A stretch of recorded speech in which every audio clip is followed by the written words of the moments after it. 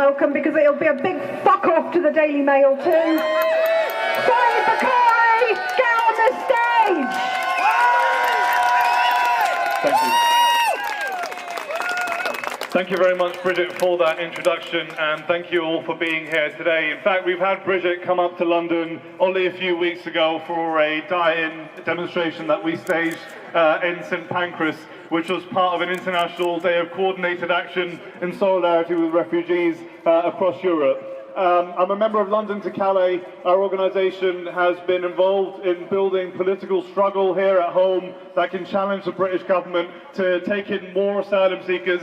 We believe that everyone living in the Calais and the Dunkirk refugee camps should be admitted into Britain, and that Britain needs to immediately establish some form of procedure, some form of formal process by which people in Calais in France and in other parts of Europe can apply for asylum here in Britain, because many of them have the right to live in our society. We've proven this recently. You would have heard a couple of weeks ago there was a case of 4 Syrian boys from the Calais refugee camp who have been admitted entry into Britain to be reunited with their families. London2Calais, I'm very proud that our members have actually worked very, very closely on that project and are continuing to do so. There are many more people out there who meet that criteria, who we believe that we can bring into Britain. And in fact, we want to go even further, and we want to say to the British government that it's not enough to just allow in unaccompanied minors. What about the little girl that Rob Laurie tried to bring in, who has family here as well? Why is it that just because she's there with her father in the camp that she has to be left out in the cold? Why is it that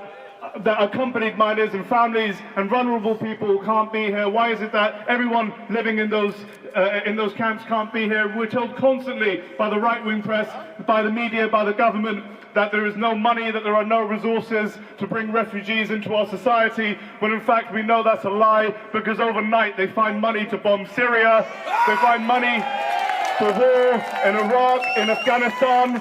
We have been out there in Calais, we've met young children from Iraq, from Afghanistan, whose countries have been wrecked by this government's foreign policy, and we believe that that needs to stop immediately and that people need to be granted asylum here in Britain. And last time, when 100,000 people marched in solidarity with refugees in London, which was the biggest demonstration we've had in support of refugees and migrants in the history of this country, what we found was that the Nazis came down to Dover and they ran amok.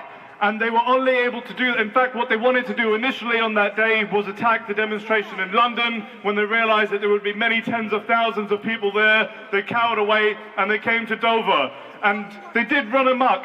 And actually, I'm standing here today to make a commitment to the people of Dover, to Kent Anti-Racism Network, to the trade unionists, to the local activists, to the community here, that every time the Nazis return to Dover, to call to close the border, to make a mess in your communities, to rampage through the town, we in London2Calais will mobilise, will organise to stand here with you, shoulder to shoulder, united against racism, against fascists who want to divide our community. They want to close the border. We believe that that border should be open now. We believe that people in Britain are ready to welcome refugees and migrants into our society, and we will always stand against racists, Nazis and fascists who want to divide us. So thank you so much for being here today.